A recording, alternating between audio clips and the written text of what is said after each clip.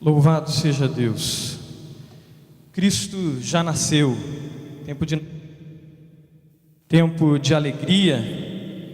Como todos os dias que alguém nasce em Cristo Jesus. Quem teve um encontro com Jesus esse ano, entregou a vida para Jesus esse ano, levanta sua mão. Olha só, 2, 3, 4, 5, uma meia dúzia de pessoas. Louvado seja Deus. É Natal esse ano para vocês, e foi Natal, né? Você pode louvar a Deus com palmas por essas vidas que entregaram a vida a Jesus esse ano. Jesus nasceu na vida de vocês, como nasceu na minha, alguns anos atrás, e na vida de muitas pessoas. Nós vamos meditar na palavra de Deus em Mateus capítulo 2. E eu não vou fazer a leitura do capítulo. Nós vamos começar na reflexão da palavra, e eu vou citar os versículos bíblicos à medida que a gente for caminhando pelo texto da palavra de Deus. E o PowerPoint também não vai ser usado. Os nossos irmãos lá da mídia podem ficar tranquilos, se alimentando diretamente da palavra, sem a necessidade do clique para o PowerPoint. Capítulo 2 de Mateus. Capítulo 2 de Mateus narra a visita dos magos a Jesus. Homens do Oriente, homens que provavelmente eram da Pérsia, eles veem uma estrela, homens que buscavam a Deus, homens que tinham sede de Deus, e ao verem um sinal no céu, uma estrela, eles vão em direção a Jerusalém, eles vão em direção aonde Jesus tinha nascido. Esses homens tinham sede de Deus. Esses homens buscavam a Deus. Mas eles ainda não conheciam o verdadeiro Deus. E eles são direcionados a ter um encontro com Jesus. Mateus capítulo 2, versículo 1 fala disso. Depois que Jesus nasceu em Belém da Judéia, nos dias do rei Herodes, magos vindos do Oriente chegaram a Jerusalém. Quando esses homens chegam, eles chegam na cidade de Jerusalém e eles chegam com uma pergunta àquela cidade. Onde nasceu o Filho de Deus?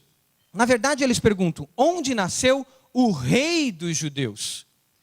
Esses homens eram diferentes, esteticamente falando, a maneira de se vestir deles era diferente dos judeus. Os deuses que eles adoravam não era o Deus de Israel, o Deus dos judeus. Sábios, provavelmente eles tinham uma comitiva com eles. E eles saem para Jerusalém perguntando aonde haveria de nascer o rei dos judeus. Ao ponto que eles chegam no rei, eles chegam em Herodes, versículo 2, e perguntaram, onde está o recém-nascido rei dos judeus? Vimos a sua estrela no oriente e viemos adorá-lo. Quando o rei Herodes ouviu isso, ficou perturbado e com ele toda Jerusalém, tendo reunido todos os chefes dos sacerdotes do povo e os mestres da lei, perguntou-lhes, onde deveria nascer o Cristo? E esses sacerdotes e mestres da lei responderam, no versículo 5, em Belém da Judéia, pois assim escreveu o profeta, mas tu, Belém, da terra de Judá, de forma alguma és a menor entre as principais cidades de Judá, pois de ti virá o líder que como pastor conduzirá Israel, o meu povo. Dois tipos de pessoas que procuram onde nasceu o rei, aonde nasceu o Cristo. O primeiro tipo de pessoa, que é representado aqui pelos magos, são pessoas que dentro delas têm essa sede por Deus. E elas buscam a Deus. E elas tateiam procurando a Deus. E para isso mesmo, muitas vezes elas criam os seus próprios deuses. É isso que diz em Romanos capítulo 1. Romanos capítulo 1, versículo 18 em diante, diz que a glória de Deus foi revelada. Mas as pessoas tateando, buscando a Deus, não adoraram como Deus. Paulo, quando chega em Atenas e ele vai pregar aos sábios gregos, aqueles homens que buscavam tanto na filosofia, no conhecimento, ele diz que vocês estão tateando em busca de Deus. Os magos eram esses homens que buscavam a Deus. Eles tinham sede no coração deles por Deus. Mas eles ainda tateavam ao encontro de Deus. Essa é a primeira categoria de pessoas. Mas existe uma segunda categoria de pessoas nesses primeiros versículos que a gente leu. Pessoas que conhecem a palavra. O povo de Jerusalém e Herodes conheciam, tinham perto deles os sacerdotes, tinham perto deles os mestres, que conheciam as profecias que falavam de um Salvador, que falavam de um Messias, que falavam do Cristo. Tanto que no versículo 5, quando eles são indagados aonde nasceria, eles respondem não sobre um rei dos judeus, mas eles respondem sobre o Cristo. Cristo quer dizer o Messias, o ungido. E eles acertam um lugar, porque eles foram para a palavra. Em Belém. Que tipo de categoria nós nos encaixamos? Na categoria das pessoas que busca Deus, mesmo tateando, está com sede de Deus, ou da categoria das pessoas que muitas vezes até conhece a palavra de Deus, mas não crê na palavra de Deus, não toma posse da palavra de Deus, não se apropria das verdades eternas da palavra de Deus. Esses homens, Herodes e muitos dos sábios judeus, eles não tinham mais sede de Deus. Eles talvez tinham se acostumado. Estavam mornos espiritualmente. Estavam mornos. E no coração deles não era aquecido nada. Era uma frieza. Porque quando os magos chegam e falam disso, os seus corações deveriam ter sido aquecidos e eles deveriam buscar a Deus com sinceridade. E não foi isso que aconteceu. Se nós continuarmos lendo, nós vamos ver que Herodes, no versículo 7, chama os magos secretamente, informou-se com eles a respeito do tempo exato em que a estrela tinha aparecido, enviou-os a Belém e disse: vão informar-se com exatidão sobre o menino. Logo que o encontrarem, avise-me para que eu também vá adorá-lo. Mas a gente sabe que isso era mentira. Na verdade, Herodes não queria adorar a Jesus. Herodes queria matar Jesus. Porque Jesus trazia uma certa instabilidade na vida de Herodes. Jesus estava sendo proclamado e procurado como um rei. E isso ia causar uma instabilidade na vida de Herodes. E a intenção do seu coração já não era a intenção de adoração. A motivação do seu coração era conhecer a Jesus para manter o seu status, para manter o seu poder e não para adorá-lo. A motivação dos magos era a adoração. Se nós formos para o versículo 15, versículo 11, na verdade, quando os magos entram na casa onde estava Jesus, eles veem o menino com Maria, sua mãe, e prostrando-se, o adoraram. Então abriram os seus tesouros e lhe deram presentes, ouro, incenso e mirra. É essa a motivação do nosso coração no Natal? É essa a motivação do meu coração no Natal? A adoração. É essa a motivação do meu coração todos os dias? Quando se faz Natal em minha vida, todos os dias? Adoração. Ou é uma motivação egoísta? Eu estou interessado em mim, eu estou interessado em manter o meu status, eu estou interessado em manter a coisa em equilíbrio? Ou eu quero tudo o que implica o nascimento de Jesus, que é muitas vezes causar certos desequilíbrios para que Jesus de fato reine? Foi o próprio Jesus que disse: eu não vim trazer paz, mas espada. Aquele que não negar-se a si mesmo não pode ser meu discípulo. Implica em renúncia, implica em mudança, implica em movimento. Mas muitas vezes nós não queremos movimento, nós queremos manter as coisas como estão. Nós queremos o sistema como ele deve ser. E quando o barco balança um pouco mais, a gente se agita e a gente teme. Mas quando nós queremos adorar a Deus, quando olhamos para Jesus com a motivação correta de adoradores, nós vamos em direção a Ele e nos prostramos diante dEle. Nos prostramos diante dEle. E não somente nos prostramos, mas nos oferecemos diante dEle. E foi isso que os magos fizeram. Eles chegam a Jesus, eles se prostram diante de Jesus e se oferecem. E representam isso com a oferta que eles fazem, de ouro, incenso e mirra. Estamos num movimento de adoração a Deus, ou estamos num agito frenético, perturbados? Porque foi assim que a cidade ficou. A cidade ficou perturbada com a notícia. Herodes ficou perturbado com a notícia. Aquilo provocou ele. Porque ele sabia, porque ele percebeu o que implicaria aquilo. Em que movimento nós estamos? A cidade, nos dias que antecede a comemoração, ou 25, ou o mês de dezembro, é um agito só, uma correria só. É um desespero muitas vezes. E nesse desespero, muitas vezes nós esquecemos de Jesus. Muitas vezes nós programamos aquela noite especial com a família, nós programamos aquela troca de presentes, mas esquecemos de Jesus. Deixamos Ele de lado.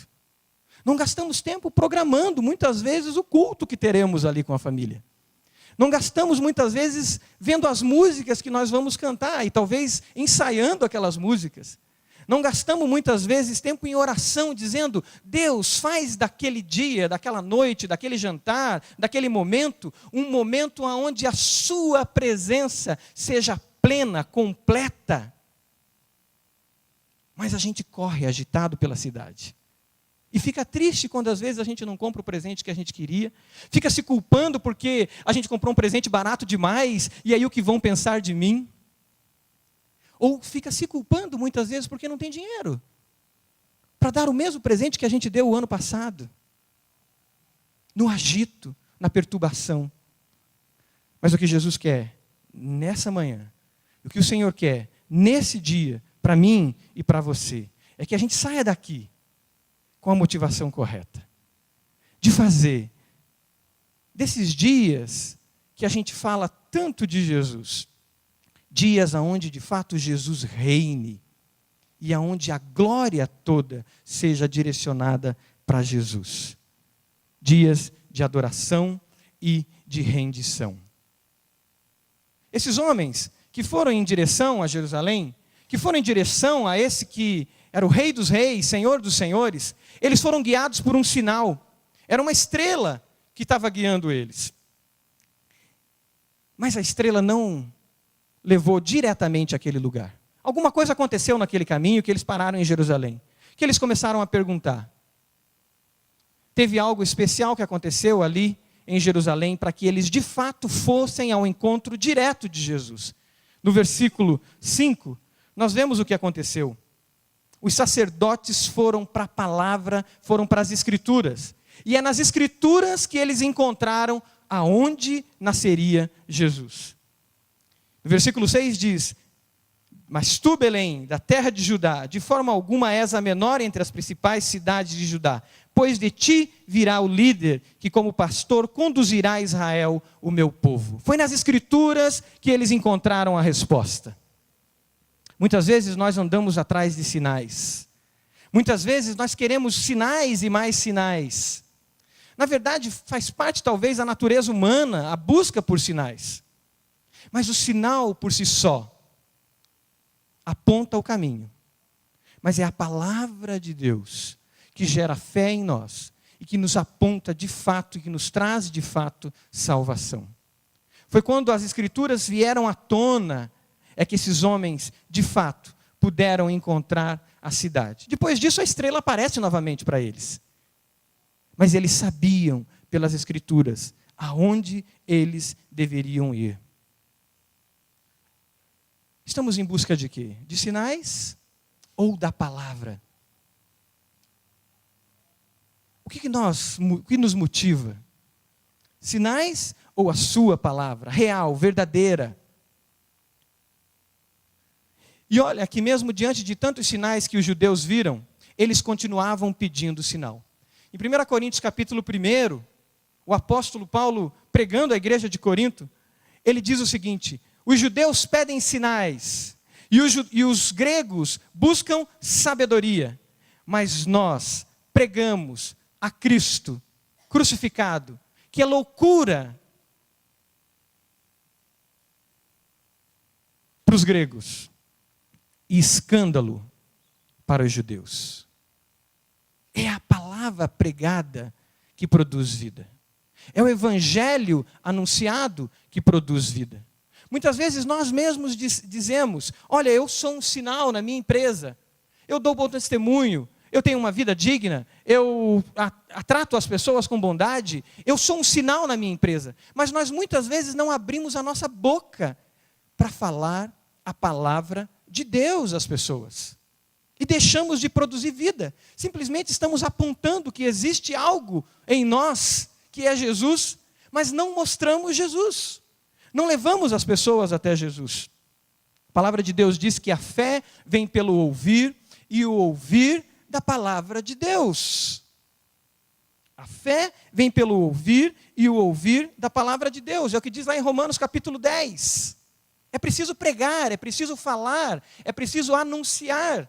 Em Romanos capítulo 10 ainda diz o seguinte: todo aquele que invocar o nome do Senhor será salvo. Como, pois, invocarão aquele em quem não tem crido? E como crerão naquele em quem não tem ouvido falar? Como crerão se eu sou somente um sinal para as pessoas?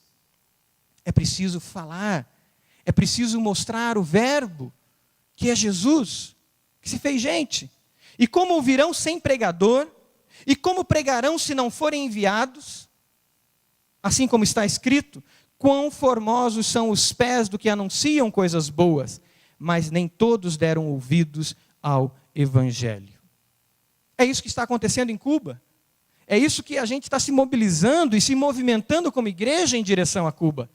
Que pessoas em Cuba possam falar, testemunhar, anunciar do Evangelho, mesmo sob perseguição, mesmo sob condições difíceis.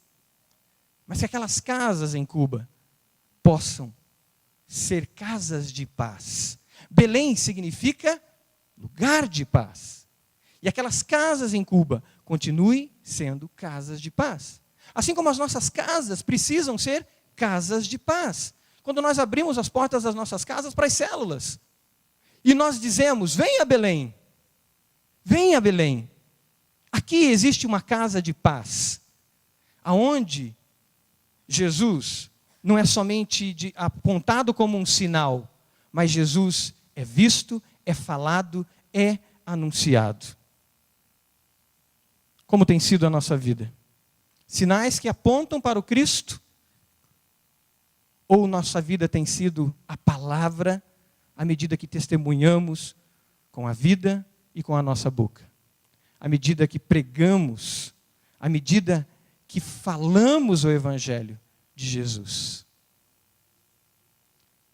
Esses dias eu peguei um dia para descansar, e aí estava com as crianças, uns amigos, e um casal próximo de nós ficou interessado na gente. E começamos a conversar, e testemunhamos muito dos valores cristãos. Mas na hora que eu estava saindo, indo embora, o Espírito Santo me incomodou. Você não falou de Jesus ainda para eles? E sabe aquela coisa quando o teu coração incendeia, quando aquece e começa a palpitar mais forte? E a hora que eu estava me despedindo, eu não pude sair dali sem dizer: eu preciso falar algo a mais para vocês, que eu não posso ir embora sem dizer. Jesus ama vocês, Jesus quer abençoar a sua família. E eu disse: eu não estou falando só de Deus, eu estou falando de Jesus, Deus Todo-Poderoso. E vocês precisam de Jesus na vida de vocês. E testemunhei o Evangelho para eles. E fui embora. Quando estava no caminho com a Pri, eu falei: Pri, que bacana aquele casal, que bacana aquilo, tudo e tal. Eu falei: eu pude falar de Jesus para eles. Ela falou: puxa, que bom que você falou. porque ela estava preocupada com a gravidez dela, porque ela tinha caído. Naquele dia, ela estava muito ansiosa, estava preocupada. E eu me lembrei que na hora que eu falava de Jesus para aquele casal, aquela mulher desceu umas lágrimas do rosto dela, dos olhos dela. Ela precisava ouvir de Jesus, o Salvador, o Senhor, o Cristo ressurreto, que morreu por mim, morreu por você, morreu por ela, morreu por eles, e ressuscitou e está vivo, e vai voltar. E nós nos prostaremos diante dele, e adoraremos ele por toda a eternidade. Discípulos multiplicadores, discípulos que abençoam as gerações, têm esse coração adorador. E buscam viver o Natal todos os dias assim, falando de Jesus, mostrando Jesus, revelando Jesus.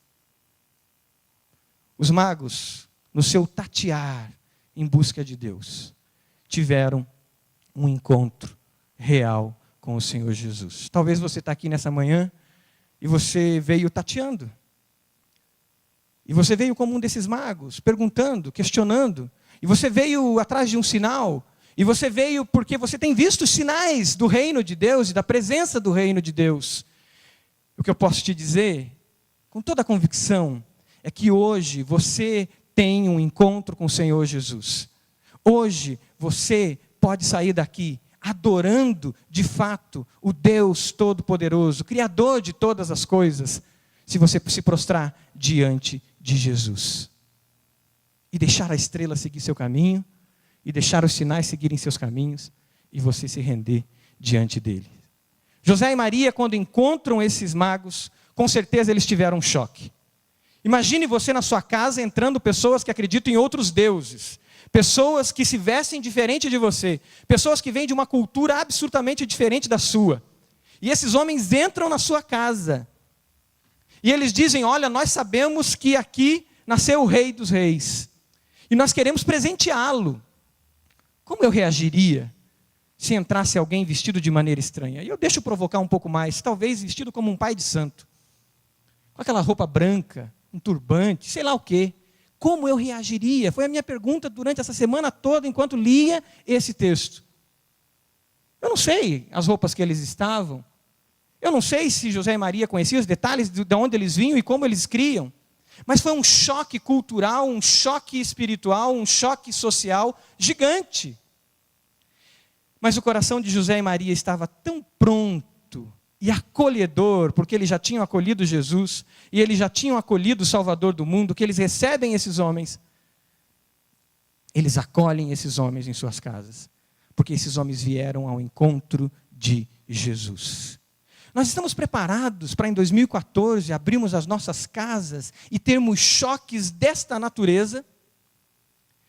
Eu fui visitar uma igreja recentemente em Marília, e eu tive o privilégio de sentar na frente de um jovem que é líder de mais de 60 células. E esse jovem me contando o que Deus está fazendo na vida dele e na vida das células que ele acompanha. E ele me dizendo isso, sobre um pai de santo, que foi visitar uma das células que ele é supervisor. E o choque que foi para aquele pessoal. E ele recebe um telefonema de alguém no quarto, dizendo, tem um cara aqui, e o cara é o pai de santo aqui do condomínio. E aí, o que eu faço? E ele me contando o que ele disse no telefone. E depois ele contando todo o processo de libertação daquele homem. E o que Deus fez na vida daquele homem. Líder de uma outra religião, mas que entrou naquela casa de uma das pessoas das células desse jovem, para ter um encontro com Jesus. Discípulos multiplicadores, discípulos que abençoam todas as gerações, vão em direção e se movimentam em direção a outras pessoas, independente de suas histórias, independente de como elas vêm, mas sabendo o que Deus vai fazer a partir desse encontro com Jesus na vida dessas pessoas. Você crê que Jesus muda, transforma vidas? Diga amém. Porque Jesus transformou a minha e transformou a sua vida. Quem seria eu se eu não tivesse Jesus? Misericórdia. Mas Jesus transformou a minha vida. Jesus transformou a sua vida.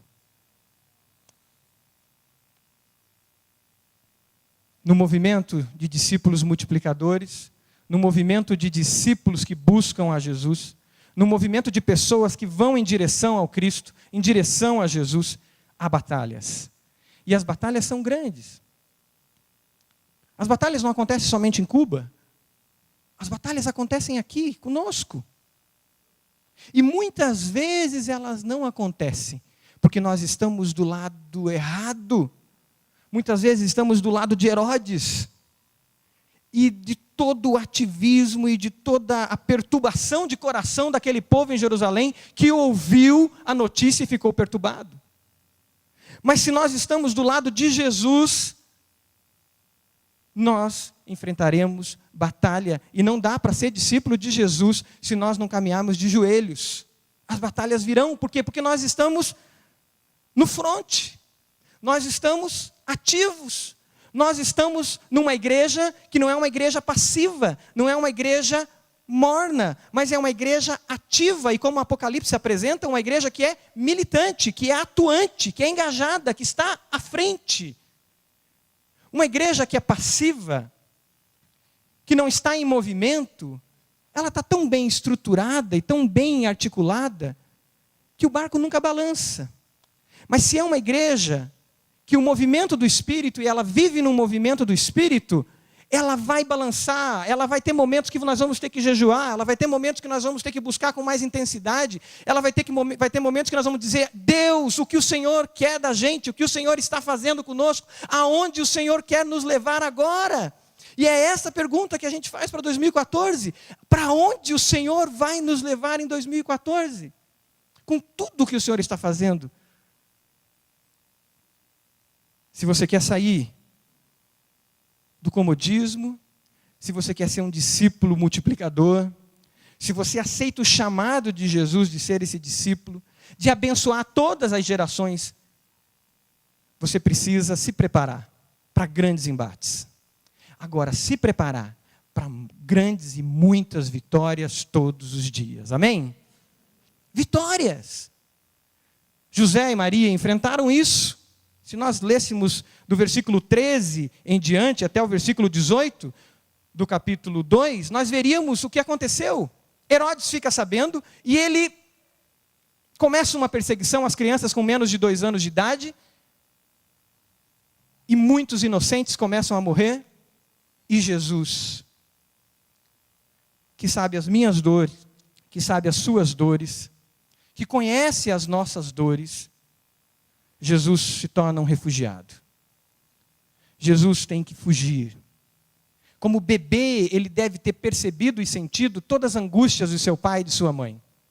E como refugiado, ele vai para o Egito. E José tem que deixar tudo. E Maria tem que deixar tudo.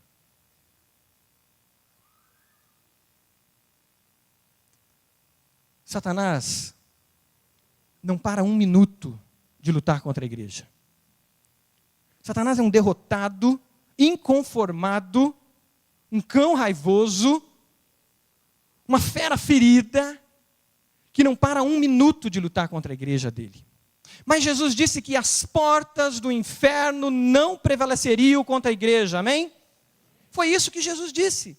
E quando Jesus diz as portas do inferno não vão prevalecer contra a igreja, Jesus está dizendo que as portas existem e a igreja vai romper essas portas. A igreja vai ir de encontro a essas portas. Para muitas vidas serem salvas. Uma igreja atuante, uma igreja viva. A Bíblia diz que nós sabemos que somos de Deus e que o mundo todo está sob o poder do maligno. 1 João 5,19. É por isso que esse texto mostra essa realidade tão cruel em tempos de notícia tão boa que é o nascimento de Jesus. Você fala, não combina. Você já imaginou você fazer um presépio na sua casa? Você fazer uma decoração na sua casa, onde além de você representar pastores, além de você representar sábios do Oriente, além de você representar Jesus numa manjedoura, você colocasse essa representação do versículo 13 ao 18 lá? É muito chocante, não é? Crianças inocentes sendo mortas, perseguidas, por um rei maligno, Herodes, que teve a oportunidade de receber Jesus e não recebeu. Esse era Herodes o Grande. Uma família que carregou sobre si muitas maldições. Porque depois Herodes Antipas também teve a oportunidade de receber Jesus e não recebeu. E depois Herodes Agripa I teve a oportunidade de receber Jesus e não recebeu. Depois Herodes Agripa II teve a oportunidade de receber Jesus e não recebeu. Uma família dura, de coração duro. E que tragicamente morreram.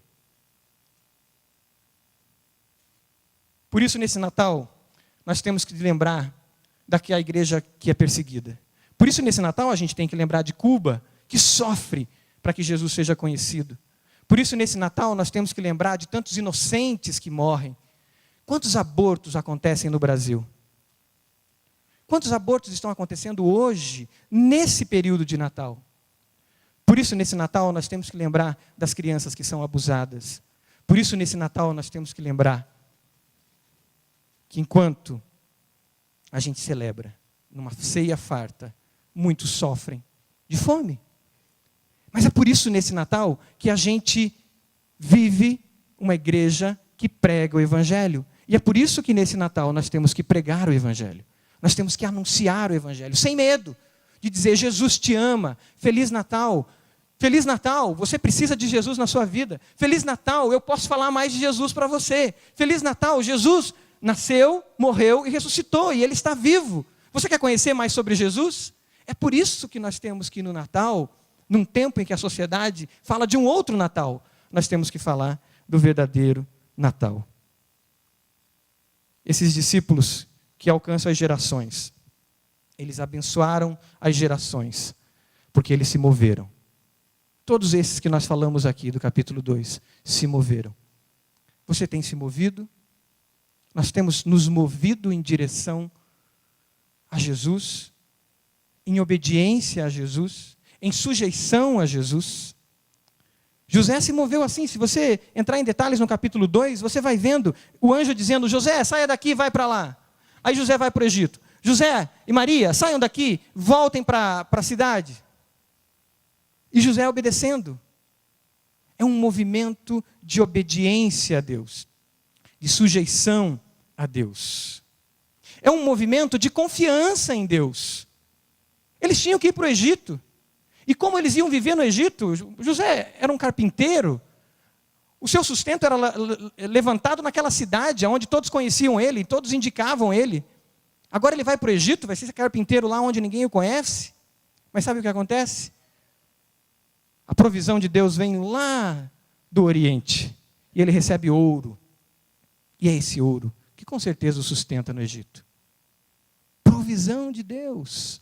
Às vezes a gente tem medo de dar um passo de fé, porque acha que a gente não vai conseguir dar conta das contas. Mas Deus provê. Deus provê, é Ele que nos sustenta. Talvez nesse final de ano, onde você ouve tantas notícias sobre a necessidade de se envolver sendo dizimista, a necessidade de se envolver acompanhando missionários e sustentando missionários, e você diz: Deus, e como vai ser? Deus provê. A questão é onde está o meu coração. A questão é onde está o foco de adoração. A questão é se eu sou um religioso, conhecedor, muitas vezes, das Escrituras, ou se eu sou alguém que está em movimento de adoração a Jesus. Um discípulo que quer abençoar as gerações. Essa é a questão. É esse passo que nós temos que dar. Deus cuida de nós em lugares que muitas vezes nós nem imaginamos. A provisão foi dada por magos, pessoas não imaginadas, em lugares inimagináveis. Deus cuida de nós. Você pode fechar seus olhos? Em que posição eu estou? Em que posição você está?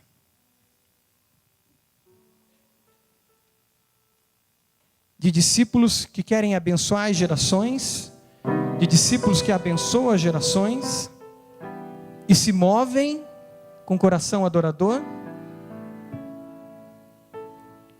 ou de talvez simplesmente crentes,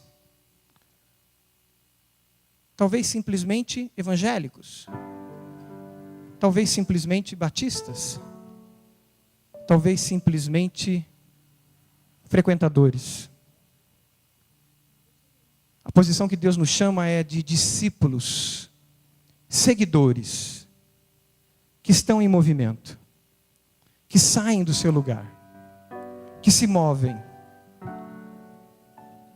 que entendem que o barco precisa balançar, que entendem que Deus age nesses movimentos.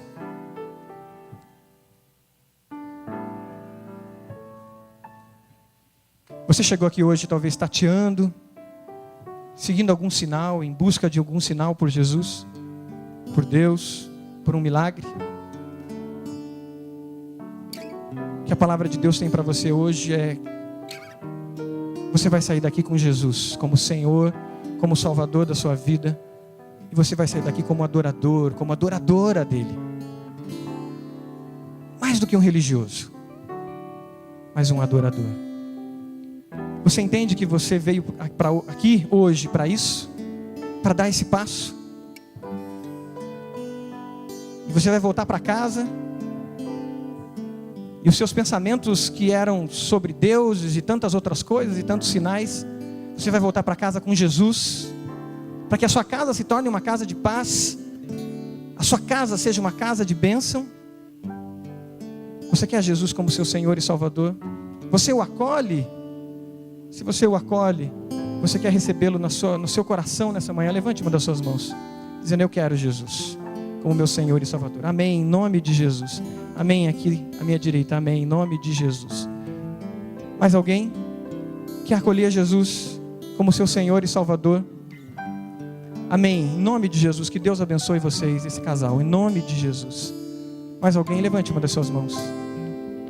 Se você diz: eu quero Jesus, eu não quero tatear ao encontro de Deus, mas eu quero um encontro pessoal com Deus, porque Jesus me dá a possibilidade desse encontro. Levante uma das suas mãos. Tem mais alguém? Você está vivendo uma vida religiosa, estática, parada, e você quer optar por abençoar as gerações depois de você, seus filhos, seus netos. Você quer dar um passo de dizer: eu abandono essa religiosidade e eu quero viver no movimento de Deus, no movimento do Espírito. Eu renuncio tudo aquilo que me engessa, e eu quero estar sensível à voz do Espírito, porque talvez você já conheça da palavra, mas está frio, está morno. Você pode fazer um movimento diante de Deus dizendo: eu aceito isso. Eu quero fazer parte do movimento de pessoas que se rendem diante do Senhor, e não da confusão e da dúvida e da correria. Eu quero viver no mover de Deus. Se você entende isso, levante uma das suas mãos. Eu quero deixar a religiosidade. Amém, em nome de Jesus. Tem mais alguém? Levante uma das suas mãos. Amém, em nome do Senhor, em nome do Senhor Jesus. Amém, glória a Deus. Levante uma das suas mãos. Tem mais alguém? Amém. Senhor, o Senhor viu cada mão levantada, cada postura de pessoas que se movimentam diante do Senhor, dizendo: eu quero viver um movimento guiado pelo Espírito Santo, e eu quero descansar no Senhor. Eu quero que minha casa seja uma casa de paz, uma casa de bênção. Mãos que se levantaram dizendo: eu recebo Jesus como meu Senhor e meu Salvador. Senhor, vem habitar nesses corações. Senhor, vem morar nesses corações. Senhor, vem reinar nesses corações, Pai. Ó Deus, em nome do Senhor Jesus, quebra tudo aquilo que impede o Seu mover nessas vidas, Pai. Quebra tudo aquilo que impede, Senhor, o Senhor reinar nessas vidas, Pai. Ó Deus, se é a religiosidade, Senhor, se é o conhecimento frio e não vívido, quebra isso em nome de Jesus, Pai.